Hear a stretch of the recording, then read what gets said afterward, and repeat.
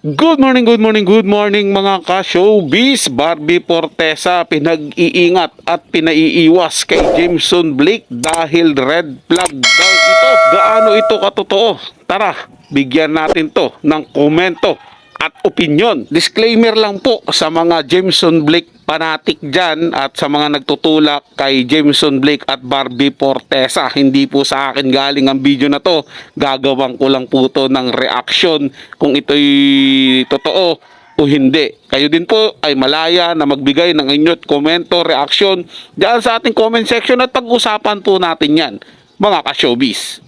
Pero syempre kung hindi ka pa nakapag-subscribe dito sa ating channel, huwag niyong kalimutan na mag-subscribe at i-hit ang notification bell para laging mauna ka sa mga bagong balitang showbiz.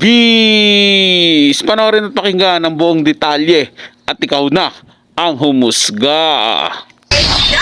7K, nakilala tuloy ng lalo na nung mga team or glam team or mga kasama nitong actress, ang isang aktor. Kasi itong si actress at si aktor ay playing sweet music together ngayon. Okay. So, obviously, si actress ay mukhang into him talaga. Ito naman si aktor, well, kung titignan mo naman talaga, although marami siyang project here and there, pero siguro hindi siya yung ganun kasobrang well off. Pero just the same, kasi nga syempre kahit pa paano naman, siguro yung halagang 7K baka pwede na, di ba? Nag-dinner sila. So sa dinner na to, kasama nila ang kasama nila yung team ni actress. Siguro yung kanyang glam team or baka I think galing sila sa isang event. So ito na eksena. Yung Odi, okay na, nakakain na, tapos nang kumain, hiningi na yung bilo, lumapit ngayon yung waiter. Parang 3 beses, siguro, itong mismong si waiter, nag-assume na baka magbabayad, itong si aktor. So, binibigay niya kay aktor. Parang, si aktor patay mali siya, dead ma'am. Parang wala nakikita, parang wala naririnig. So, inulit po, sir, ay, wa pa rin. Parang wala lang, dead ba, kunwari, super patay mali siya. So, itong mga parang, siyempre, itong team, hindi naman sila gagatot talaga. It's the actress or yung dalawang celebrity, siyempre. Pero yung mga ganon, basically, di ba, parang, iisipin mo yung lalaki ang mo talaga yung magbabayad. lalaki. Kasi una, mga first few dates pa lang nila to. Anyway, pangatlo, inalok na naman. Parang ilang beses inalok kay aktor. Dead ma. Nakahalata na si actress. So siguro, sabi niya, ay, walang pag-asa. Parang kesa nung mapahiya ang kanyang Team. apple of the eye ngayon, kinuha na niya. Dalo. So nakita niya, yun nga, parang 7K something. Siguro, nag-pay. So hanggang sa makauwi, patay mali siya lang si aktor. As in, grabe naman si aktor. Walang Talaga. offer man lang. Share or Walang split tayo. offer. So, kumusta na sila ngayon? Actually, sila pa rin. Grabe naman si actress. Kaya, sana si actress minsan ay mag-isip-isip. Red flag yun Medyo. Kasi kainisip ni aktor. Mga usapan nila, sila lang ni actress. Kaso nagdala ng Walang usapan, magkakasama naman sila eh. O di dapat lahat na lang Magkakasama sila. Hindi rin. Hindi, siguro dapat nag-split na na sila. Baka naman wala kang pera, pero para mahirap paniwalaan walang pera si actor sa ganon. Baka nga kuri, dahil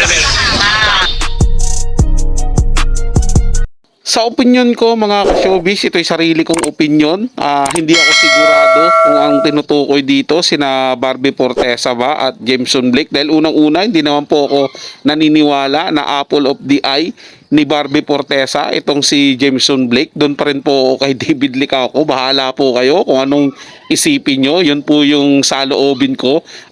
Barbie Fortesa and David Licauco lang po ako mga ka-showbiz. Pero kung sakali man mga ka-showbiz, kung ito'y totoo na may gantong eksena na kumain sila kasama si di umano Jameson Blake at Barbie Fortesa, tapos ang magbabayad is si Barbie, napakalaking red flag po niyan mga ka-showbiz. Para po sa akin yan syempre ikaw lalaki, lalo na nalilink kayong dalawa, kahit sabihin na nating hindi totoo yung relasyon nyo o kahit totoo man, hindi ba dapat magpaka-gentleman ka? Kahit sa anong bagay naman, kahit sa hindi showbiz, kahit sa totoong yung mga ordinaryong tao lang.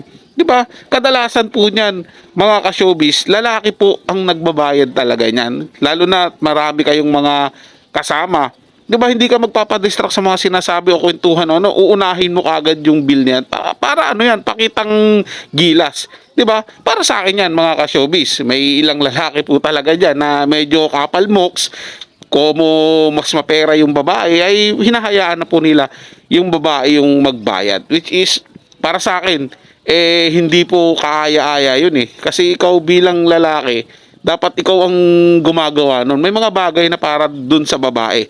'Di ba? Meron iba diyan magsasabi na sa panahon ngayon, patas na, pantay na lahat.